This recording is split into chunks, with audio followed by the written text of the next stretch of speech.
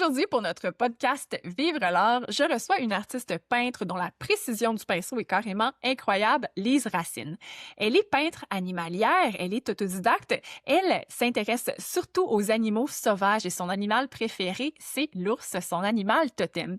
Elle va nous parler aujourd'hui de l'importance de la faune et de la nature dans son procédé et de quel message elle souhaite transmettre à son public, notamment la reconnexion à soi au moment présent et à la nature. Elle nous parle aussi à quel point l'art est un élément important pour elle pour surmonter toutes les épreuves qu'elle a vécues dans sa vie. Et elle va nous aussi nous donner quelques conseils comme artiste entrepreneur, car elle-même, elle a dû se dissocier quelque peu des galeries pour forger sa propre pratique, sa propre gestion des prix, étant donné que le réalisme, c'est quelque chose qui demande beaucoup de temps. Elle va aussi nous annoncer quelque chose de très personnel à la toute fin de l'épisode. Alors sur ce, bonne écoute! Allô Lise, quel plaisir de te recevoir aujourd'hui dans notre podcast Vivre l'art. Bienvenue à toi! Merci beaucoup, de m'accueillir dans le podcast. Je suis super contente d'être là aujourd'hui. Lise, on voit derrière toi une superbe peinture d'ours. Donc déjà, ça nous donne un aperçu de ton style. Qu'est-ce qu'on remarque la première chose quand on voit tes toiles, c'est la précision incroyable. Le coup de pinceau, c'est tellement précis, détaillé, exact et un petit peu magique aussi. On ressent la beauté de la nature. Est-ce que tu pourrais nous parler de ton évolution comme artiste? Comment tu as atteint ce niveau de précision? Puis d'où ça te vient, cet intérêt-là pour le réalisme? En fait, je crois que ça part surtout d'une passion puis le désir de toujours vouloir, atteindre un certain niveau de perfection. Mais je pense que ça part vraiment du début parce que faut savoir, moi, je me considère vraiment plus comme une artiste autodidacte qui a appris par soi-même. Mais j'ai quand même eu quelques petits cours là, de peinture à l'huile quand j'étais jeune. Mais quand jeune, j'avais 11 ans. Puis ce cours-là, c'était pas nécessairement de la théorie technique, mais c'était surtout, c'est qu'on avait une image de référence, qu'on essayait de la reproduire.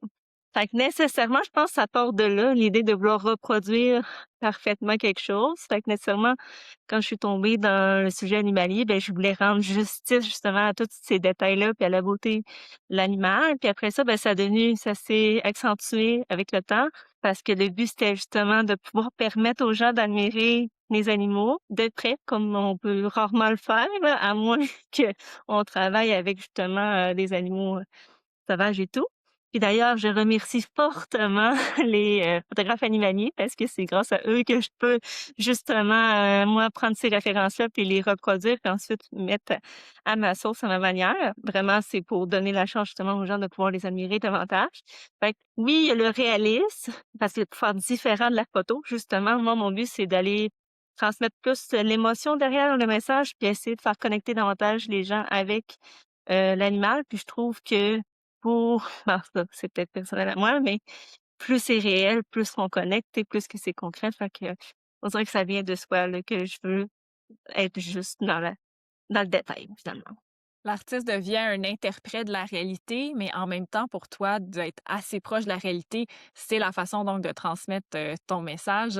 Les animaux qui viennent de références photos, ça, c'est intéressant de le mentionner, hein, parce que beaucoup d'artistes qui commencent à apprendre des fois se demandent, je devrais-tu prendre une référence, je devrais-tu inventer, puis ils savent pas Mmh. trop où se situer. Puis beaucoup de gens ont peur de copier, puis de pas être authentique. Comment toi, tu trouves ton propre style, malgré que ça soit réaliste? Ben, c'est une question, que je me pose souvent. En fait, je me remets souvent en question en tant qu'artiste parce que justement, plusieurs fois, je me dis: «Ben, je me considère plus comme une peintre qu'une artiste» parce que justement, le côté créatif est peut-être moins là. Je suis plus dans la reproduction, mais après ça, comme je viens de mentionner, tu sais, j'essaie toujours de prendre mon animal puis de le sortir de son contexte que je voyais, puis je veux le rendre, tu sais, justement grandiose, tu sais, vraiment plus grand, plus comme s'il dominait son univers.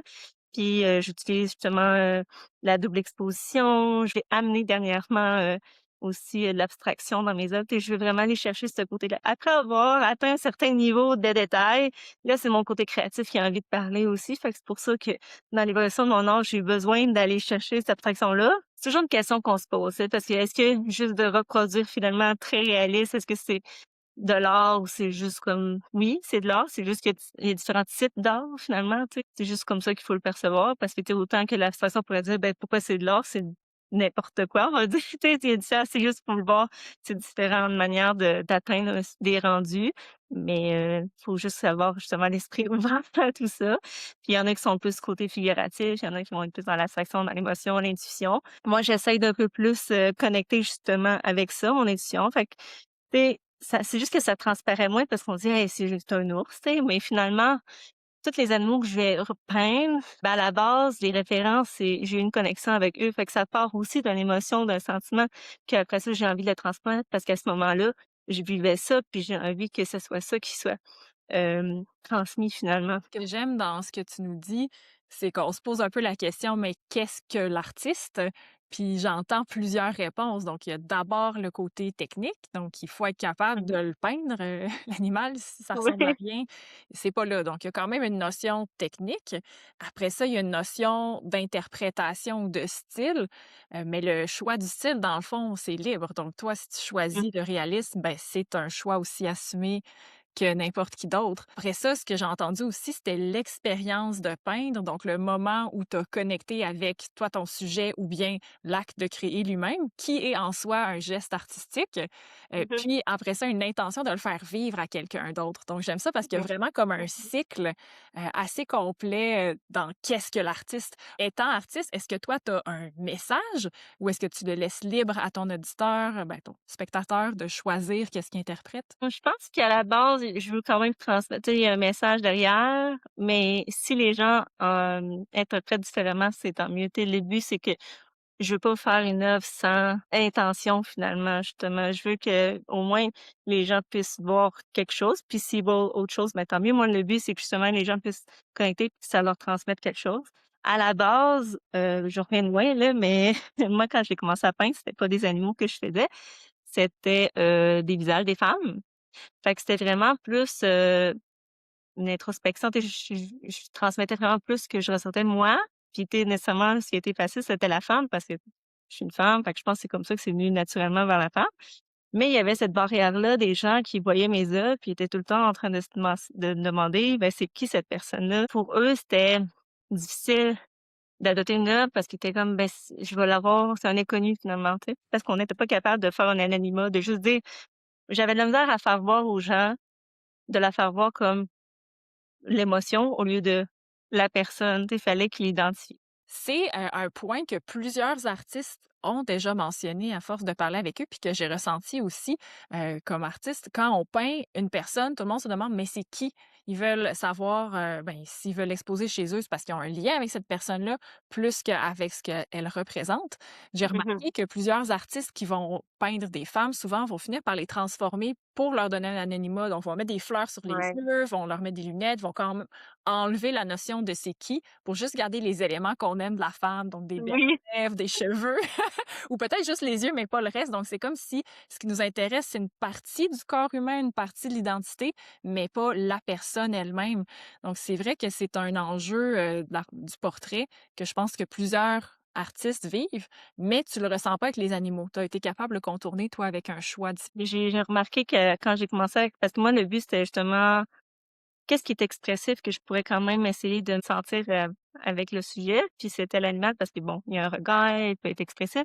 Là, j'ai vu qu'il y avait cette barrière-là, tu sais, qu'il y avait entre les gens. Si je pouvais être anonymat parce que l'ours, c'est l'ours, là, c'est pas l'ours, même si c'est l'ours de Bob, là. Bob là, l'ours, tu sais, il est dans la nature. Fait que les gens ont moins comme arrêté là-dessus, puis ils voient plus l'ensemble. Puis avec le temps, ben, oui, avec ça, puis c'est devenu finalement, une autre mission dans ma dans mon processus créatif. Pourquoi la nature, puis, les animaux, tout ça, puis d'où ça vient, c'est que depuis toute jeune, j'ai toujours été super, admirative puis, passionnée par, les animaux. Tu sais, j'ai eu quelques animaux domestiques. Après ça, la nature, une de mes autres passions, c'est vraiment d'aller faire de la randonnée en montagne puis d'aller justement prendre une pause, le temps de penser à moi parce qu'aujourd'hui, le monde va tellement vite avec la société, tout ça, qu'on oublie justement de revenir à la base, à ce qui est fondamental, qu'on a besoin tu sais, ce qui est primitif un peu, c'est ce que j'aime de l'animal, son côté vivant, puis il y a tellement à nous apprendre puis à nous c'est comme un rappel pour revenir à ce qui est essentiel. Fait qu'avec tout mon processus, finalement, moi-même, j'ai appris,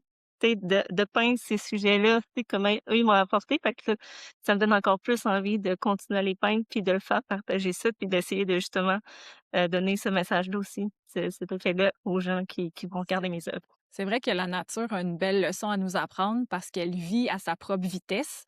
ce qu'on est complètement déconnecté de avec le monde Ah moderne, oui.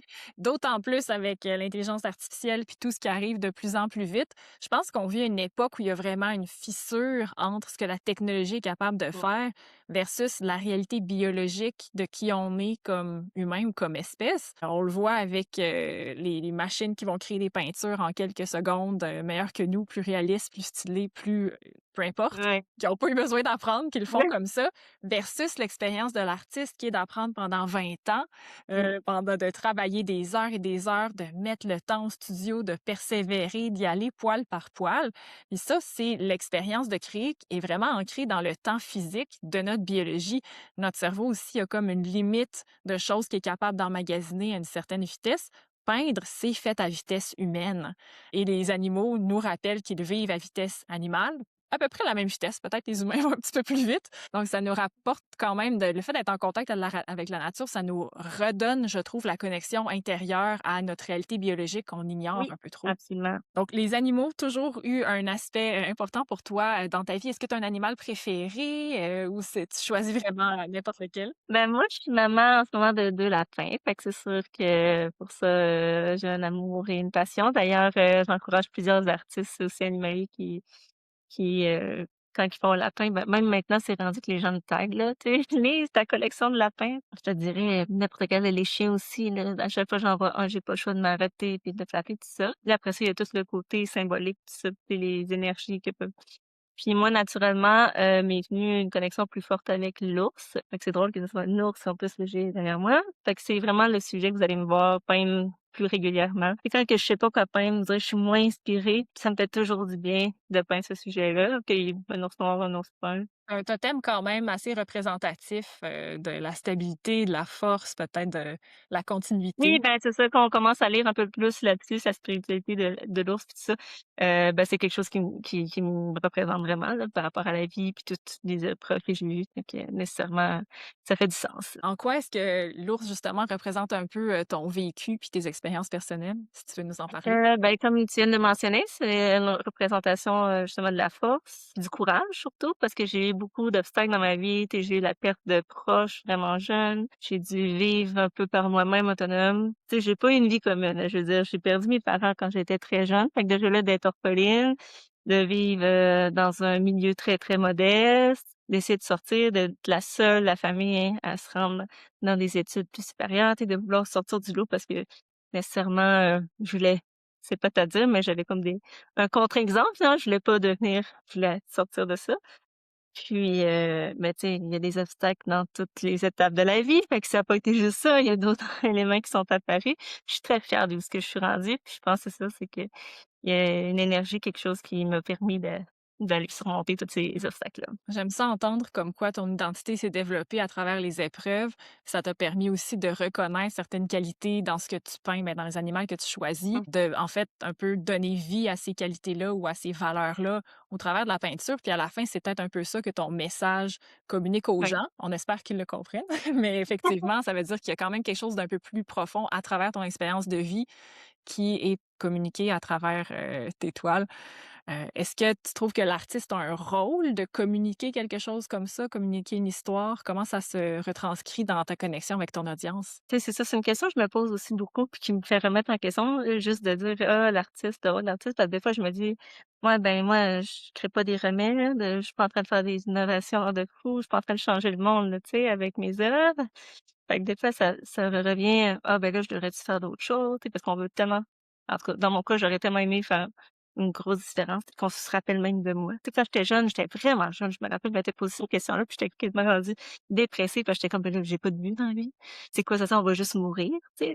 Dans le sens que tu sais, j'étais comme: «C'est sûr, je me rendrai pas là, à trouver un médicament puis remettre tous les cancers», tu sais? Dans le sens que j'allais loin, là. Mais j'ai toujours été passionnée par le dessin puis l'art, puis naturellement, c'est la vie qui me l'a apporté, l'art qui m'a dit: «Faut que tu ailles pousser ça». Puis j'avais ma prof qui me disait: «Lise, un jour, toi, tu vas vivre de ton art, tu sais, tu vas fait que ça va être quelque chose de vraiment important dans ta vie». Puis on dirait que je le réalisais pas à ce moment-là, je me disais: «Ça se peut pas, tu sais, c'est un passe-temps». Finalement, je réalise que non, fallait que j'aille dans cette avenue-là. Puis de plus en plus, j'essaye de justement, amener un rôle à ça. Comme je mentionnais, moi, mon but, c'est oui, il y a la nature, le retour aux sources, tout ça, mais il y a aussi toute l'aspect mission de protection. Tu sais, je veux amener ce message-là de protection à ce qui est autour de nous parce qu'on est en train d'en faire l'abstraction et d'un peu détruire tout ça.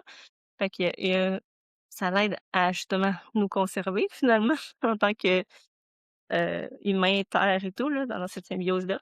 Ouais, c'est une mission quand même assez importante parce qu'on vit dans cet environnement, on Oui. vit, sur la Terre, l'air se pollue, les eaux se polluent, la nature se déforeste, les animaux meurent, donc il y a quand même un impact réel, je pense qu'on appelle l'éco-anxiété, beaucoup de Ah gens oui. en souffrent de plus en plus, donc c'est une mission aussi noble. Est-ce que Mmh. tu penses que tu vois peut-être pas encore l'impact, mais que ça tu fais partie d'un courant? Tu sais, nécessairement, il y a plein de projets puis d'objectifs que je veux atteindre puis faire, mais que faut quand même que j'aie les moyens de le faire. Fait que c'est un peu ça qui me contraint en ce moment, mais c'est sûr que je veux pousser ça plus loin et ça fait déjà, 4-5 ans que je parle, les gens sont patients, que je parle d'une exposition solo où est-ce que ce sera pas juste l'art, mais avec le côté plus pédagogue éducatif, qu'on va donner, tu sais, plus de poids à cet aspect-là de connaître davantage l'animal, tu sais, aller rendre ça vraiment plus, poussé pour cette mission-là qui est la conservation pour la symbiose, être vivant, finalement. Mais en soi, si je reviens sur l'art en général, puis son rôle, l'art permet aux gens de prendre une pause, tu sais. Parce que pour pouvoir regarder vraiment l'art, faut prendre une pause, tu sais, puis prendre le temps d'admirer. Puis nécessairement qu'on est en une pause où est-ce qu'il y a pas il y a pas d'interaction, c'est nous qui l'a fait avec, l'œuvre d'art, ben, il y a nécessairement une réflexion qui se crée aussi derrière, qu'on se fait nous-mêmes. Puis je trouve que c'est important d'avoir ces moments-là. Moi, c'est la nature qui me permet beaucoup de faire ces moments-là de pause et de réflexion. Mais des fois, malheureusement, dans notre société qui va vite, ben, on prend pas le temps de le faire. Fait que mes œuvres, en les ayant dans notre quotidien, ça nous rappelle de le faire, cette pause-là. Puis en plus, ça nous dit: «Hey, peut-être en faisant, je prendrais le temps aussi d'aller en nature pour justement être encore plus, en connexion avec la nature puis être connecté avec moi-même, justement». Tout à fait, hein. C'est vrai que ça va trop vite, mais que l'art est fait pour être observé lentement. Puis il faut Mmh. lui laisser le temps de s'imprégner pour se donner une Oui, signification. Donc plusieurs personnes qui, vont acheter des toiles, par exemple, peuvent aussi, voir à tous les jours, un tableau, s'y plonger, puis, bâtir une relation sur le long terme avec leur tableau. c'est ça, que je désire le plus, tu sais, parce que selon l'émotion qu'on vit à chaque jour, tu sais, elle évolue. Puis en même temps, notre vision évolue aussi, là. Parlons un petit peu, du, côté entrepreneurial. Raconte-nous ton histoire. Combien de temps ça l'a pris pour vraiment que tu émerges, dans le milieu artistique, que tu arrives à en vivre? Quelles ont été les étapes pour toi pour te faire une place? Ben, je pense que comme une majorité d'artistes, on est tout jeune, qu'on est déjà passionné, d'art, de dessin. Surtout moi, ça a commencé par le dessin. Ensuite, comme je mentionnais, j'ai, découvert la peinture, fait qu'il y a eu cette passion-là. Puis, ben, là, je l'ai mentionné aussi un peu, moi, je n'étais pas pantoute dans l'idée de vivre de mon art, c'était juste un passe-temps, une passion. Mais ça a toujours été quelque chose, le côté artistique, ça que je voulais avoir dans ma vie puis de le poursuivre. Et quand j'ai commencé à faire mes choix pour, mes études, mes formations professionnelles et tout, bien, j'ai décidé de choisir, l'architecture parce que j'aimais aussi le côté, tu sais, ça me représente, là. J'ai le côté aussi très cartésien, très logique des choses. Fait que c'est pour ça que je dis quand je fais de quoi, habituellement derrière, il y a une intention, donc la logique finalement. Fait que j'avais la physique, la mathématique puis, le côté artistique dans l'architecture. J'ai fait un petit détour par le design d'intérieur parce que je voulais pas faire toute mon sciences nat qui était chimie, bio, que ça, je trouvais ça un peu plus compliqué. Dès que c'était beaucoup de mémorisation là, c'était plus difficile. Fait que finalement, des 20 intérieurs, puis ça a été challengeant parce que j'aimais beaucoup ça. Finalement, même quand j'ai fini mon bac en architecture, j'ai arrêté, j'ai pas poursuivi un maîtrise, j'ai continué en tant que designer d'intérieur, puis j'avais déjà un travail, puis j'étais aussi travailleur autonome là-dedans. Fait que ça aussi, c'est un autre côté entrepreneurial qui m'a beaucoup aidé finalement avant, parce que ça m'a donné beaucoup de bagages pour, maintenant en tant qu'artiste peintre. Puis, je faisais les 2 parce que, j'ai repris les pinceaux à ce moment-là quand j'ai terminé, l'architecture. J'ai commencé à peindre, à dessiner en fait. C'était un défi que je faisais, le défi Inktober là, en tout cas bref, c'est un mois d'octobre avec plein de thèmes. Puis j'ai décidé que je partageais ça sur les réseaux sociaux. Puis, à mon grand étonnement, les gens me demandaient si je vendais ces œuvres-là. Là, moi, ça a fait: «Hein? Ils veulent acheter de mes dessins? Quoi?» Fait que finalement, ça m'a comme allumé une petite lumière en disant: «Si les gens sont intéressés, je peux peut-être, continuer à en faire». Puis ça payait mon matériel puis tout ça, fait que ça me motivait à poursuivre. Là, j'ai décidé aussi de m'inscrire à un premier événement d'art, un symposium d'art. Puis là, c'était vraiment horrible parce que j'avais un inventaire horrible de genre qui datait des 10-15 dernières années, là, parce qu'il y a pas de suite logique. Il y a pas, c'est pas uniforme, le style artistique que j'avais. À part toutes les nouveautés, on voyait déjà que j'avais une ligne directrice. Puis ça, j'étais contente parce que ça, c'est même pas pantoute, ça ressemble pas du tout à ce que j'ai aujourd'hui, mais au moins, à ce moment-là, c'était le début de quelque chose. J'avais déjà eu mon coup de cœur sur mes panneaux de bois, qui est devenu quand même une caractéristique de mon art. Puis là, j'ai eu ce symposium-là que j'ai adoré, ça a super bien été. C'était stressant, mais c'était vraiment excitant, en même temps. Là, j'ai voulu continuer parce que en plus, c'est là que j'ai réalisé que les symposiums, fallait s'inscrire un an avant. Même si tu veux aller plus vite, faut que tu prévois. Fait que là, ça m'a laissé le temps de réfléchir, faire un inventaire, mieux explorer mon art, en même temps que je travaillais toujours en tant que designer d'intérieur, en faisant plus d'événements. Puis avec les réseaux sociaux, faut dire que ça l'a beaucoup aidé parce que c'était une plateforme où est-ce que je pouvais vraiment faire connaître. Fait que j'ai beaucoup misé là-dessus. En fait, c'est vraiment de savoir mes capacités à pouvoir me faire découvrir. Puis à un moment donné, il a fallu que je choisisse entre le design et l'art parce que nécessairement, un prenait un peu plus de temps. Puis c'est dur de gérer des chantiers, des projets en design, puis de gérer des événements d'art en même temps. Fait que fallait que je fasse un choix. Là, ça a été difficile parce que là, j'étais là: «Oui, mais si je me plante, ça marche pas finalement». Mais, la vie m'a encore fait un signe parce que j'ai changé de travail pour être dans une firme d'architecture, mais en tant que designer d'intérieur. Puis à peine après 5 mois, je pense, j'aimais pas ça du tout. Puis j'ai dit: «Bon, ben, je pense que c'est le signe de me dire, go, lance-toi». Mais là, il y a eu la COVID, la pandémie, avec tous les événements qui ont, été annulés. Fait que c'est ça a été un peu plus challengeant parce que là, j'étais pas très bien préparée, en fait. Parce que comme je te dis, ça a été comme plus: «Ah, OK, go, c'est un signe», mais en même temps, moi, j'ai pas, jamais regardé dans mon année, il faut que je fasse combien d'argent pour que je puisse, rentabiliser puis être capable de payer mes factures. À ce moment-là, mes tarifs étaient vraiment trop bas par rapport à en vivre vraiment. Surtout que là, en pandémie, j'ai fonctionné sur des commandes personnalisées toute l'année, mais que j'avais pris au début à un tarif moindre. Quand ça a fallu que je me réajuste, mais finalement, des commandes personnalisées comme ça m'a fait connaître parce que là, c'est du bouche à oreille, puis les gens en parlent, puis les réseaux sociaux étaient encore plus performants. Moi, autant que j'ai eu peur, mais que finalement, ça a fait un beau gros boom. Puis après ça, ben là, ça finit pas là parce qu'il faut tout le temps se renouveler en tant qu'artiste entrepreneur. N'importe quelle entreprise, même dans la vente de produits ou autres, faut, s'ajuster parce que là, avec, l'économie, tout ça, tu sais, faut être honnête, là, l'art, c'est un luxe, là. Pas n'importe qui peut, se procurer l'art. Fait que c'est comme ça que je suis allée chercher des stratégies puis des solutions en ayant des produits dérivés, reproduction. Fait que c'est tout le temps de s'adapter aussi puis d'aller chercher différentes clientèles. Puis je suis toujours en train de le faire d'ailleurs. Et c'est de pas rester stagnant puis de pas rester dans l'oubli, hein. Faut toujours se mettre de l'avant puis essayer de se faire connaître à de nouvelles, clientèles. Oui, oui, c'est très, très bel aperçu, mais une longue histoire de plusieurs années en quelques minutes. Je pense qu'on a l'occasion de replonger sur différents points. Le premier point que je suis certaine que l'auditoire aimerait connaître, c'est comment ça fonctionne les médias sociaux pour être découverte. Est-ce que tu savais déjà quel type de contenu tu devais partager, à quelle fréquence tu partageais? Est-ce que c'était plus des textes, des photos? Comment tu as trouvé une façon pour vraiment attirer les regards sur les médias sociaux? Mais moi, faut dire, là, ça va, il y a 10 ans déjà. Ça fait 10 ans que j'ai commencé à publier sur mes réseaux sociaux mes œuvres. Cette époque-là, pas comme si c'était super loin, là, mais bon, à ce moment-là, c'était pas ben oui, c'était quand même les débuts de Facebook, là, ça faisait pas si longtemps que ça.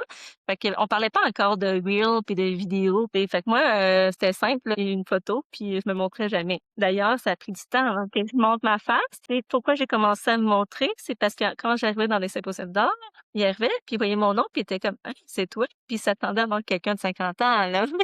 J'étais comme: «C'est vraiment moi». Fait que là, ça, mon nom, tu sais, je comprends, j'ai le nom de ma tante. Moi, je suis dans une autre génération. Fait que là, c'était drôle de voir cette réaction-là, mais même plusieurs fois. Je dis: «Bon, ben, je vais commencer à me montrer, ils vont peut-être comprendre c'est moi, finalement». Que je suis plus jeune.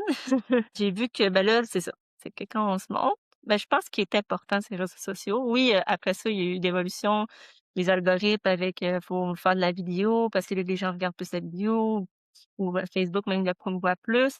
Mais moi, je pense que le plus important, c'est d'être authentique. Il y a l'art, mais il y a l'artiste aussi. Fait que c'est un tout qui fait qu'on vend de nos œuvres.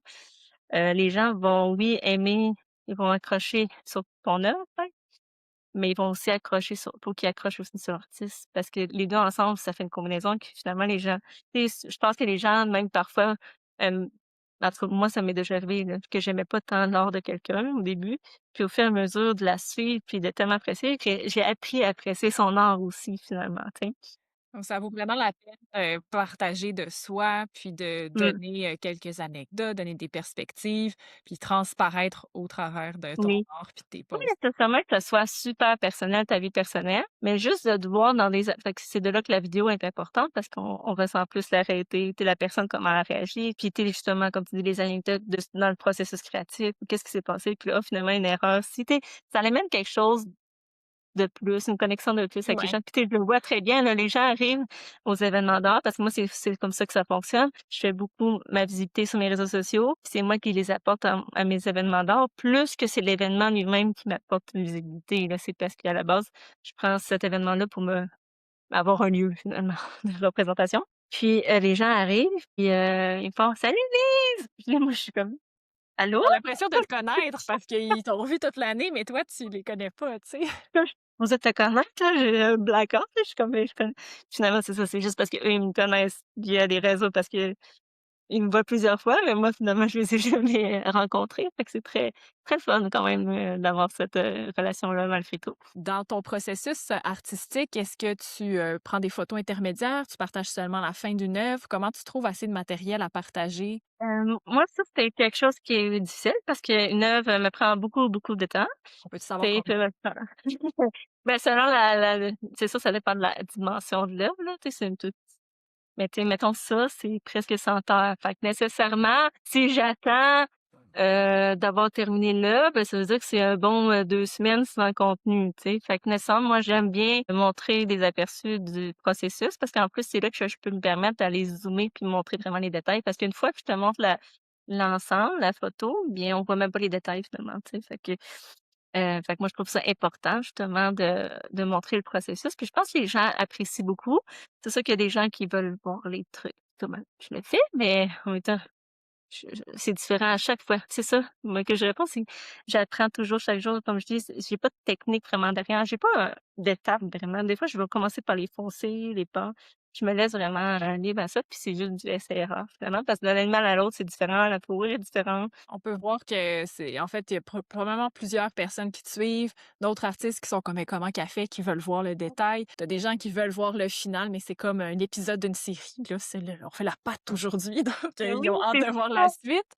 Puis, c'est quand tu révèles la vue d'ensemble que là, les gens ont vraiment un «wow», là, Oui, ben, c'est ça. Je c'est ce que je souhaite, en fait, qu'il y ait quand même le voir à la fin. C'est ça un peu le qui me dérange, c'est quand je monte un peu en processus, je me dis: «Je vais-tu perdre l'effet wow à la fin?» Fait que j'essaie tout le temps d'être très genre des petites parties. Oui, on peut s'imaginer, mais jamais tout dans l'ensemble ou des fois, je garde vraiment une partie de l'œuvre qu'on voit pas du tout. Tu sais, mettons, je vais montrer l'ours, mais je montrerai pas la forêt qui est intégrée à l'intérieur. Fait que tu peux pas t'imaginer la composition, finalement, puis même la dimension.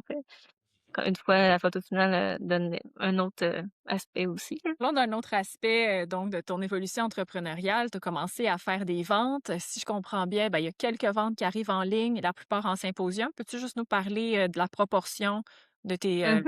de tes revenus pour comprendre? Et en fait, comme je mentionnais tout à l'heure, souvent les gens vont me voir plusieurs fois sur, les réseaux, mais comme ça dépend des produits aussi, là, on parle, si c'est des produits dérivés, ils vont peut-être en acheter davantage en ligne, mais pour des œuvres, je crois que c'est important pour la personne de le voir au moins une fois en vrai. Et parce que d'acheter, mettre 1 000 2 000 sur une œuvre, tu te dis: «Ah, ça va-tu être vraiment ce que je ressens quand je vais la recevoir?» Fait que souvent, les gens vont me suivre, depuis un certain temps, puis ils vont en profiter quand je vais faire un événement. Il y en a qui font des 2 heures de route, s'ils peuvent, là, 2 heures, 3 heures de route pour venir me rencontrer, voir mes œuvres. Puis à partir de ce moment-là, ils peuvent, oui, faire l'acquisition d'une œuvre sur place ou encore là, une fois qu'ils l'ont bien vue, ils voient l'ampleur, puis souvent, ils sont encore plus, admiratifs. À ce moment-là, après ça, ça se fait beaucoup en ligne, par contre. En fait, une fois qu'il y a un achat, les autres achats, ils ont ils ont pas besoin de les faire en présentiel, ils vont les faire en ligne sans problème. Puis même qu'ils vont aller vite parce que nécessairement, vu que mes œuvres sont longues à faire, je fais pas 100 œuvres par année. Fait que nécessairement, quand il y en a une nouveauté puis qu'il y a un coup de cœur, ben là, faut que tu sautes dessus parce que sinon, il peut, partir, rapidement C'est finalement. une bonne façon de créer de l'urgence, c'est la Oui. réalité. Donc un mix en ligne et symposium. En symposium, je vends beaucoup. aussi, mais souvent, c'est à cause que c'est des gens en ligne. Fait que, tu sais, je peux pas dire que c'est à cause de l'événement présentiel, mais en même temps, ça vient confirmer la vente de au moins avoir, une présence, là, physique avec la Mmh. personne. Parlons un petit peu de pricing. Il y a beaucoup d'artistes qui justement, se sentent pas trop à l'aise de donner un prix. Toi-même, tu dis qu'au début, tes tarifs étaient peut-être pas assez, puis tu as dû, les faire évoluer.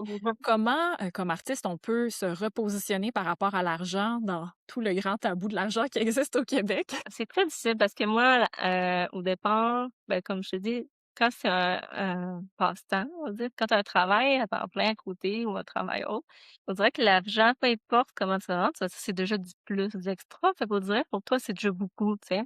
Alors que quand tu as la vie à temps plein, tu prends plus la réalité de dire: «Ouais, mais toutes mes heures que j'ai mis» puis c'est pas juste les heures pour peindre, là, c'est toutes les heures autour, toutes les tâches. Donc juste moi, le processus de trouver mes photos de référence, après ça, les réseaux sociaux, de le partager. Après ça, il y a de la publicité aussi qui est faite. Ça, je n'ai pas parlé tantôt, mais je paye aussi pour la publicité Facebook, on n'a pas le choix aujourd'hui pour les algorithmes qui sont de moins en moins. Fait que quand il y a des œuvres ou des produits ou des publications seulement que je veux qu'ils soient vraiment mis de l'avant, même pour mes abonnés, là, même pas pour des nouvelles personnes, ben, j'ai besoin d'investir un peu d'argent pour pouvoir être sûr que les gens sont rejoints. J'ai aussi commencé une infolette, depuis, 3 ans, fait que ça aussi, ça l'aide beaucoup. Mais ça prend du temps de le faire, donc il faut compter le pricing. Vu que tout ce temps-là qu'on accumule, puis là, par rapport faut prendre le temps. Moi, j'ai fait un petit cours, une formation, justement en entrepreneuriat qui était consacrée principalement pour les artistes, fait que ça m'a beaucoup aidé à faire mon calcul justement pour, le nombre d'œuvres que je peux faire dans une année, le revenu que ça peut m'apporter, puis là, de voir, OK, mais là, il faudrait que je vende au minimum tant le pieds carrés, tout ça, pour que je puisse vivre de mon art. C'est sûr que là, après ça, tient en compte l'expérience, la notoriété et tout. On parle tout le temps de barème bas, là, je te dirais, mais ça peut évoluer quand même très, très vite, c'est ça qui est le fun. Moi, je sais que, il y a eu une étape là où est-ce que j'ai vraiment grimpé, c'est quand on m'a approché pour être en galerie d'art, puis que là, il me disait: «Ah, on va prendre 60 de commission». J'ai fait: «OK, mais moi, avec 60 de commission, sur mon œuvre, je vis plus là», tu sais? Fait que là, il a fallu qu'on prenne une entente que: «OK, on est d'accord pour élever mes prix?» tout ça, puis même surprenamment, c'est eux qui m'élevaient pas mal plus là, tu sais? Fait que j'ai quand même je pense juste là, j'ai augmenté 30 mon tarif, fait que ça avait vraiment paru, beaucoup. Puis là, ça fait peur parce que là, tu te dis: «OK, mais là, c'est-tu je vais perdre toute ma clientèle?» Je pense qu'on le sent. Tu sais, quand on voit la demande puis que, tu sais, moi, mes œuvres, on est ben, j'étais peut-être que je suis chanceuse aussi, là, je sais pas, mais moi, ça a bien été. Puis quand je mettais mes œuvres en ligne, ils partaient quand même rapidement. Fait que je me dis: «La demande est là», puis j'ai augmenté graduellement. Puis si je vois que, tu sais, ça sort toujours, ben, je pense que je peux me permettre, tu sais, ça veut dire que j'ai quand même été chercher une clientèle qui est prêt à payer, ces prix-là. Puis surtout que même en ce moment, moi, je paye encore assez cher parce que j'ai besoin de mes produits dérivés puis plein de toutes ressources ailleurs, produits dérivés parce que c'est juste en œuvre, le temps que je mets, c'est pas suffisant. C'est juste de vendre l'œuvre, fait que j'ai besoin puis avec mon œuvre, je suis en face des produits dérivés puis faire du revenu de plus dessus. Mais moi, j'ai pris la décision de faire cette solution-là parce que je voulais quand même que mes œuvres restent abordables. Dans le sens qu'à un moment donné, quand j'élève, ben, j'ai encore moins la clientèle ciblée est encore plus nichée, plus difficile à trouver. Fait que je me suis permise de: «OK, je garde mes prix, mais je vais aller chercher un revenu supplémentaire en faisant des produits dérivés». Fait qu'il y a aussi ces méthodes-là à faire. Fait que comme ça, avec des produits dérivés, ben, là, les prix sont beaucoup plus abordables. Fait que tu vas chercher vraiment une clientèle qui est plus large à ce moment-là. Fait que je pense et oui, il y a le tarif à donner sur tes heures, mais il y a aussi un moyen d'aller chercher, du revenu autrement aussi. Que ça vaut la peine que je résume, les points qu'il t'a dit parce que, il y a beaucoup d'artistes amateurs qui imaginent pas tout le travail ou peut-être même juste des collectionneurs qui imaginent pas le travail de l'artiste.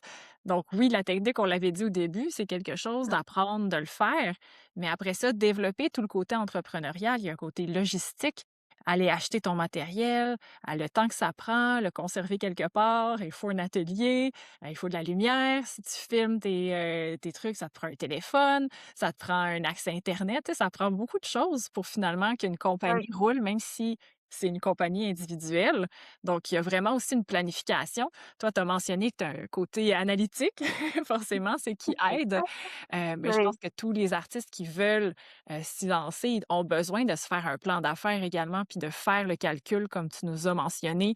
Combien ça en prend d'œuvres pour vivre cette année? Combien il faut que je Mhm. charge? Puis c'est très pratique et concret, puis c'est souvent des sujets qu'on est comme gêné d'aborder ou qu'on a peut-être peur de rouler le calcul. Est-ce que tu as un conseil à donner, aux jeunes artistes pour oser vraiment faire un plan puis se lancer? C'est vraiment de oser. Puis comme je dis, c'est sûr que moi, pour m'aider au début, j'ai fait quelques petites épargnes. Fait que comme ça, je me disais, tu sais, je suis capable de vivre avec cet argent-là au moins comme je sais pas, 6 mois où je suis tranquille. Puis après ça, je dis, ben, à ce moment-là, si je l'ai cet argent-là, ben, je me lance, tu sais, go. Puis pas faire comme moi, de pas calculer avant, pas du tout, mais tu sais, de prendre juste le temps. Puis même si tu vends pas très cher au début, c'est qu'au moins tu es à l'aise avec ces prix-là. Puis après ça, tu augmentes au niveau où tu es à l'aise aussi, là. Tu sais, si tu vends trop cher puis que finalement tu sais que moi, il me semble que mon là, tu sais, je sais pas, ça veut pas dire que ça vaut pas ça parce que c'est difficile de venir donner un chiffre à juste visuellement, esthétiquement, tu sais, la technique, c'est vraiment le côté après ça, comme je te dis, la notoriété, puis tu sais, les prix. Et c'est sûr que c'est la demande souvent, tu sais, on fait notre prix, notre demande. C'est de oser aller chercher puis voir, analyser cette demande-là qui est sur le marché. Puis de se dire aussi que oui, ça se peut que ça soit un échec, ça se peut que mon âge est obligé de faire, tu sais, d'explorer d'autres avenues puis aller chercher une clientèle. Parce que tu sais, si ta clientèle est très, très nichée, c'est sûr que ça va être plus difficile d'aller la trouver nécessairement, plus de travail finalement.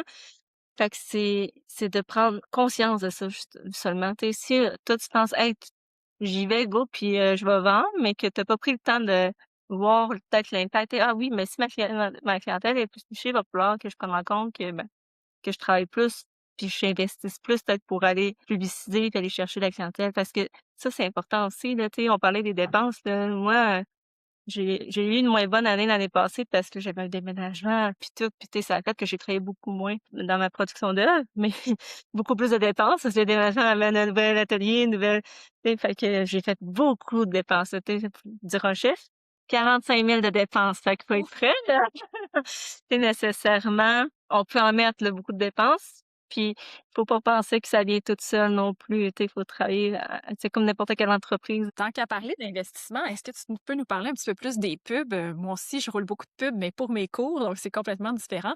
Mais je suis sûre qu'il y a des artistes qui nous écoutent qui se demandent quel genre de publicité on peut faire pour vendre ses œuvres. Est-ce que c'est juste pour que les gens te retrouvent? Quel genre d'approche tu prends? Mais moi, je suis allée du début, tu sais, en étape où est-ce que j'investissais moins, justement, parce que j'avais pas nécessairement les moyens. Fait que pour ceux qui commencent, il y a tout le temps des manières de faire qui sont moins, ben, qui vont même être gratuites ou moins coûteuses, qui vont te permettre d'avoir une plus grande visibilité. Mais ça n'aura jamais la même dimension de visibilité, justement. Parce que, mettons, il y a beaucoup, les cafés, les restaurants qui vont peut-être permettre d'aller afficher des œuvres sur leur mur. Fait que ça te crée une visibilité nécessairement. Mais là, c'est juste les clientèles qui sont là, puis c'est pas une clientèle cible. C'est ça la différence. Alors que quand tu veux vraiment cibler ta clientèle, là, ça vaut plus la peine d'aller chercher payer pour des publicités ou est-ce que tu peux aller chercher vraiment les intérêts, les endroits et tout des gens. Je trouve que ça a vraiment fait une différence dans mon cas.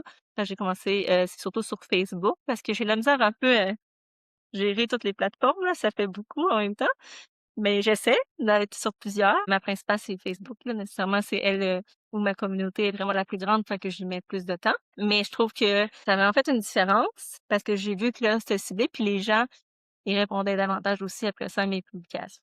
Après ça, tu sais, ciblé, je pourrais aussi dire: «Ah moi, je suis dans l'animalier, animaux, je pourrais aller mettre mes œuvres, dans des endroits, des hébergements de nature et tout ça». Ça, c'est tous des projets que j'ai, mais que je manque souvent d'inventaire pour le faire. Mais il y a plein de possibilités, c'est juste de réfléchir parce que ça sert à rien d'investir dans un endroit où tu sais que ça sera pas ta clientèle. C'est juste ça l'important. Fait que même si tu dis: «Ah, il y a un événement à telle place», tu peux être une commandite, être sur place puis faire ta promotion, mais que finalement les gens qui vont être là n'ont pas d'intérêt envers ton offre. Je pense que c'est pas un bon choix à ce moment-là. Dans mon cas, c'est que j'ai été limitée. J'en ferais bien plus investissement de visibilité, mais je demande tout le temps d'inventaire. Fait que c'est un peu, contraignant.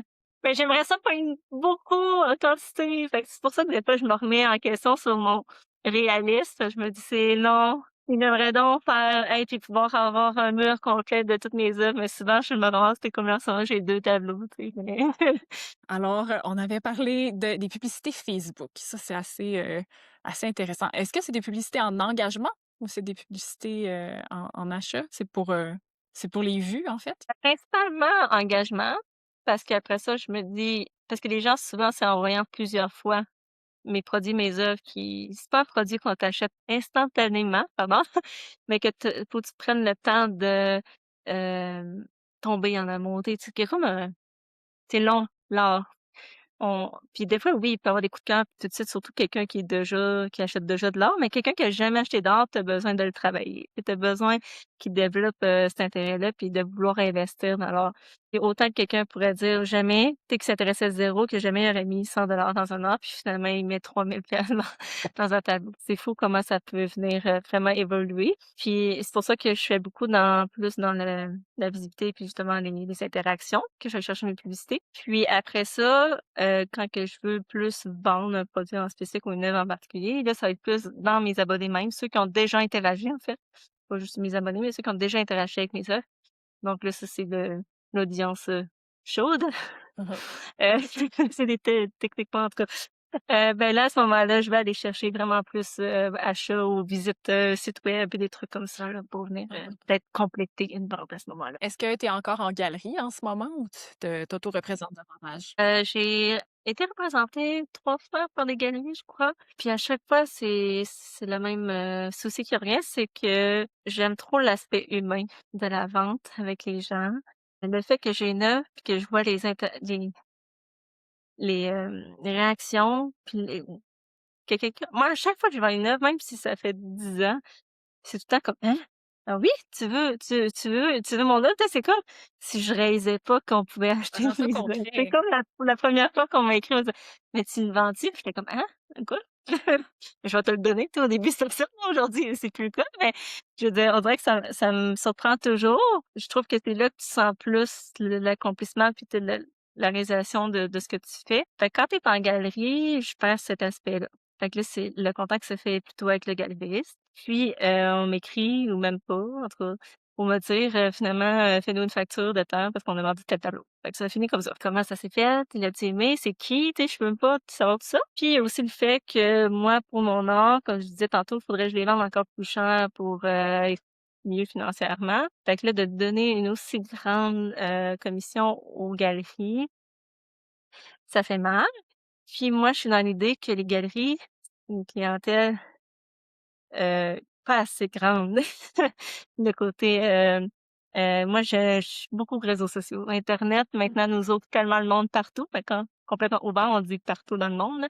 Tandis que si je représentais, mettons, un Québec, ben, ça va être, oui, les touristes, mais tu sais, je veux dire, c'est les gens qui vont passer à la galerie seulement, là, tu sais. Fait que ça dépend toujours, parce qu'il y a des galeries maintenant qui, eux aussi, sont ouvertes aux réseaux sociaux, puis ils vont faire aussi la promotion grâce aux réseaux sociaux et d'ailleurs, je les invite à le faire plus parce que sinon, c'est comme se fermer à l'évolution de notre monde actuel où est-ce que justement, faut le faire, hein, parce que sinon, je trouve j'investis beaucoup. Peut-être tant que ça, j'aime mieux investir cet argent-là dans de la publicité où est-ce que je vais mieux cibler ma clientèle. C'est vraiment rare qu'on entend un artiste de écoute, j'aime ça faire des ventes, j'aime ça le contact humain, puis c'est en fait mieux positif. Puis j'aime ça de l'entendre aussi parce que il y a tellement d'artistes qui sont comme ah, si je pouvais juste créer, puis là, qui se sentent un peu peut-être démunis par rapport au marketing ou à l'entrepreneuriat. Donc, le galeriste semble essentiel. Mais si toi, tu as une passion pour ça, puis que tu aimes ça, puis tu comprends les médias sociaux, ben à ce moment-là, tu as un avantage. J'aime vraiment le côté entrepreneurial aussi. Je trouve que, ben, c'est un peu pourquoi j'ai arrêté l'architecture aussi, puis je voulais continuer sur le design. C'est que l'architecture, c'était des gros projets. Tu étais comme juste un petit acteur sur tout le projet, puis que finalement, à la fin, tu avais peut-être fait juste les toilettes de l'immeuble, tu sais. Tandis qu'en design, j'étais genre avec mon client, tu sais, j'étais dans le résidentiel, fait que je faisais aussi l'ensemble du projet. Puis on choisissait tous les matériaux, puis c'est moi qui faisais le suivi. Fait que le côté accomplissement, je le sentais davantage quand je touchais un peu à tout sur le projet que si je faisais juste une partie. Puis là, on dirait que quand que je suis en galerie, c'est un peu ça. Il manque comme des éléments qui font que je me sens pas autant accomplie. Il y a aussi le fait, comme je mentionnais tantôt, c'est très long faire mes œuvres. Fait que moi, faire juste ça, je perdrais ma passion, je pense, complètement. Fait que j'ai besoin d'aller chercher, La variété. d'autres tâches, ouais. Wow, c'est beau. Dans tout ce parcours-là entrepreneurial, y a-tu un moment où tu as trouvé ça difficile, où il a vraiment fallu que tu te remontes les manches puis que tu persévères ou que tu as eu peur d'abandonner? Ben, tout le temps un peu, là. C'est jamais, sécurisant, sûr, puis c'est tout le temps cette période-ci, en ce moment, qui est tout le temps la plus difficile, entre janvier et avril. Parce que c'est la période où j'essaie de produire des œuvres pour mes événements, qui auront lieu l'été, fait que je les cache. Puis là, finalement, je sais pas si je vais les vendre. Rendu Noël, mais genre, je m'endette pendant ce temps-là, fait que j'espère les vendre. C'est comme, espérer. Puis aussi le fait que, l'été, c'est mes événements d'art parce que là, c'est des ré c'est dépendre des réseaux sociaux, en fait, qui me fait peur. Autant que ça c'est l'outil, c'est ce qui m'aide à vivre de mon art, mais en même temps, c'est ça qui me rend insécure parce que je dépends de ça. Fait que nécessairement, juste l'été, les gens se font des activités dehors, sont moins sur les réseaux sociaux, fait que ça paraît vraiment beaucoup sur les algorithmes, sur la manière dont les gens voient, mes publications. Fait que là, je suis là: «Oh, mais là, c'est stressant, pourquoi mes publications sont pas vues?» Puis même là, je vois des artistes, collègues artistes qui perdent l'accès à leur compte Facebook puis Instagram, ça me fait tellement peur. Je me dis: «Mon Dieu, faudrait pas que ça m'arrive». Fait que de là que j'essaie de trouver des alternatives, puis j'ai commencé à monter une liste de contacts en infolette. Fait que, tu sais, c'est plus sécurisant aussi. Parce que ces gens-là, je sais qu'ils se sont inscrits, ils sont intéressés. Les contacts, je peux les tu sais, je les garde à moi, c'est moi qui les ai. Fait que c'est pas Facebook qui a la banque de contacts, finalement. Fait que c'est surtout de trouver des manières de, justement, sécuriser, de pas trop dépendre de trucs, mais en même temps de profiter quand que ces outils-là sont là. Fait que j'ai vécu 4 ans toute seule, célibataire, dans un appartement à vivre dans mon nom. C'est un challenge. Parce que quand t'as de l'aide d'un conjoint, c'est différent, là. Moi, j'étais comme: «Faut que je paye un appartement toute seule», puis fallait que j'aie un grand appartement pour pouvoir avoir mon atelier, tout ça. Tu sais, à un moment donné, il y avait des bouts où j'étais comme: «Ouais».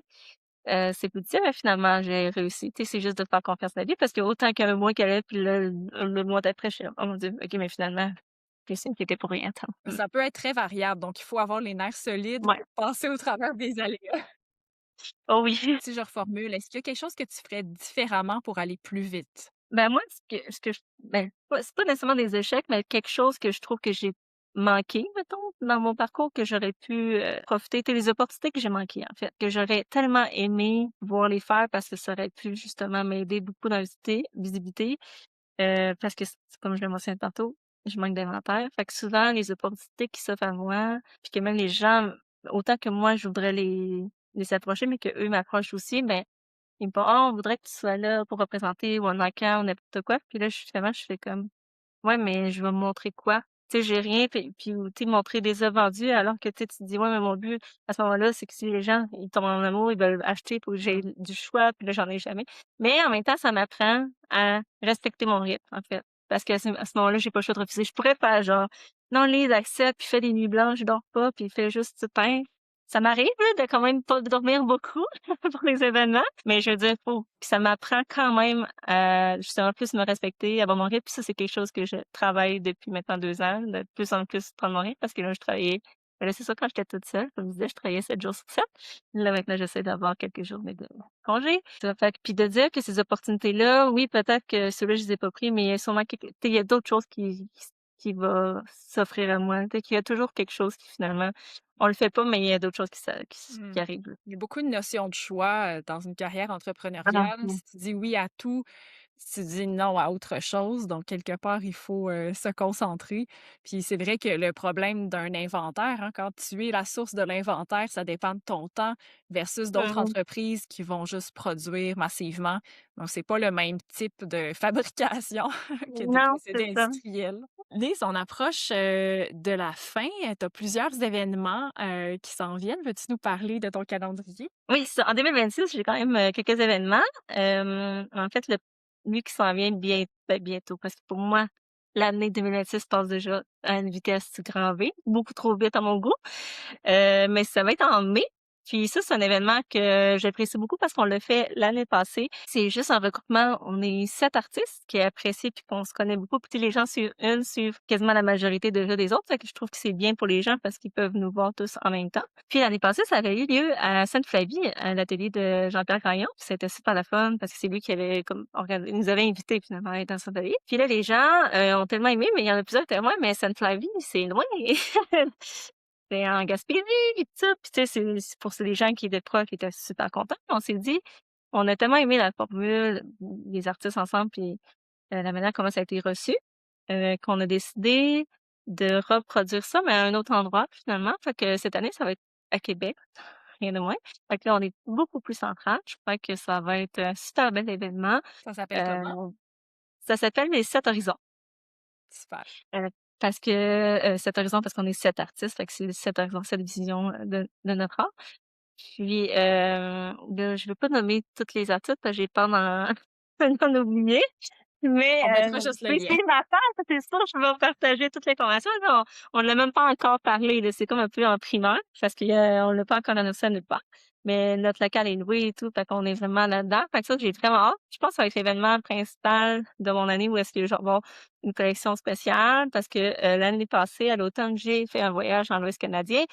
Puis j'ai comme étiré ça, mais je veux vraiment pondre quelque chose de ce voyage-là, parce que ça, j'ai vraiment, vraiment un rêve finalement, parce que je voulais vraiment aller visiter l'Ouest canadien. Puis l'année passée, même avec les finances serrées, j'ai dit: C'est le moment de le faire».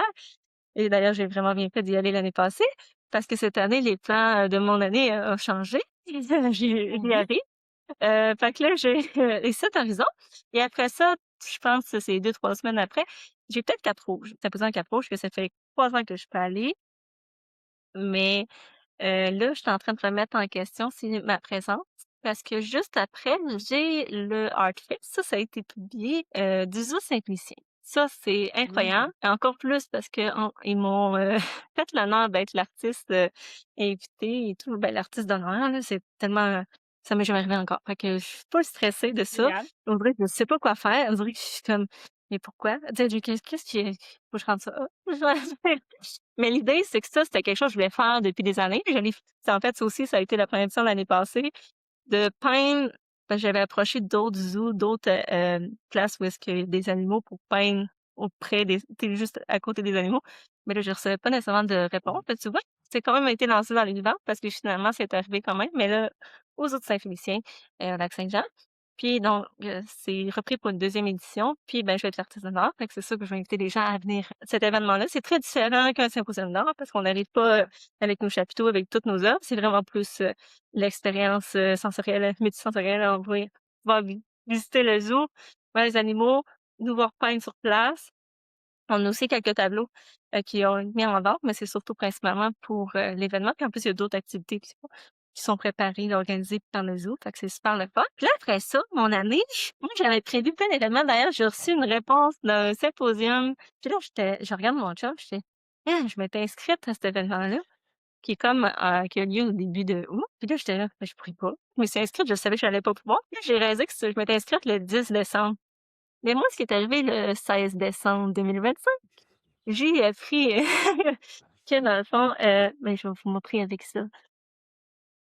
Oh, on attend un petit bébé. Alors, c'est pour le mois d'août, c'est ça? Oui, c'est ça. Fait que là, c'est dû pour la fin août. Fait que nécessairement, je me vois pas. Déjà, qu'en juillet, je vais être limite à 30 semaines. Mais là, je me vois pas au mois d'août, début août, être en symposium, monter mon chapiteau bien enceinte. Fait que probablement, ben, là, je vais devoir annuler ma présence à Sainte-Flore. Mais je suis quand même ambitieuse parce que j'ai quand même, je me suis inscrite au symposium de Normandin, qui a lieu aussi au Lac-Saint-Jean, qui lui, il est mi-septembre. Puis mon idée, c'est de pouvoir venir avec le bébé. Ah, OK. Donc là, on a un nouveau mode de vie qui s'installe. Oui. Comment tu vois ça de justement mixer peinture, bébé et tout? Ça va être prenant, ça va être carrément une nouvelle vie, là. Oui, c'est sûr que moi et mon chum, ça, on imagine des scénarios, tout ça, mais on peut pas savoir d'avance ce qui va arriver. On sait pas comment le bébé va être, comment il va être, comment je vais devoir être avec lui ou pas, tu sais. Mais c'est sûr que mon but, moi, c'est de vouloir continuer quand même à peindre, mais c'est sûr, à production moindre, parce que c'est un rêve que je le fais en ce moment d'avoir un petit bébé, parce que d'avoir une famille, c'est ce que je voulais, qui me manquait, en fait, dans ma vie, dans tous mes coches, mes trucs à cocher, c'est la seule chose qui me manquait. Puis moi, j'ai toujours dit que quand je vais avoir un enfant, ben, ça va être donner ma priorité, puis que je veux vraiment prendre le temps d'être avec lui. Fait que c'est sûr que je vais ma carrière d'artiste. Puis tu sais, ça me stressait tout le temps, la famille, de créer une famille. Puis je me disais, être entrepreneur, en fait, tout court. On investit tellement de temps. Puis là, en tant que maman, on tombe un peu dans l'oubli finalement parce que là, on arrête de travailler pour s'occuper de bébé. Puis là, c'est de revenir puis d'être sûr qu'on n'a pas perdu notre surtout avec les réseaux, où est-ce que si tu es pas régulier dans ton activité sur les réseaux sociaux, ben tu tombes un peu dans l'oubli. Fait que ça me faisait peur beaucoup. Mais là, moi, je me suis dit, ben là, en m'informant davantage, bien sûr, c'est pas impossible de pas travailler du tout. Je peux quand même faire quelques petites heures, puis au contraire, peut-être me monter un inventaire enfin pendant ce congé-là. Mais c'est surtout, je peux pas prévoir. Là, je peux pas me faire d'attendre. Moi, je vais faire tant de tableaux pendant. Puis le but, c'est vraiment de mettre tout mon temps De pour vivre bébé. l'expérience. Donc, on va passer de l'entrepreneur à la maman ours. Oui! Je suis certaine que Puis c'est sûr que ça va affecter, ça va m'inspirer sur mes œuvres, là. C'est sûr. Moi, ouais, j'ai toujours. Il y a plein de monde qui dit ah, ça te tente-tu un petit bébé renard? Puis tout. Puis là, j'étais comme non, ça me tente pas les bébés animaux. Puis je suis sûre que ça va changer. ça va être l'occasion. Bientôt. Ah, c'est magnifique. Eh bien, Ellie, c'est fantastique. Quel beau parcours. J'ai vraiment adoré connaître ton histoire. Puis c'est génial de voir que ton année s'ouvre sur la naissance d'un beau bébé. Merci beaucoup d'avoir été là. Merci à toi pour tout. Merci vraiment infiniment.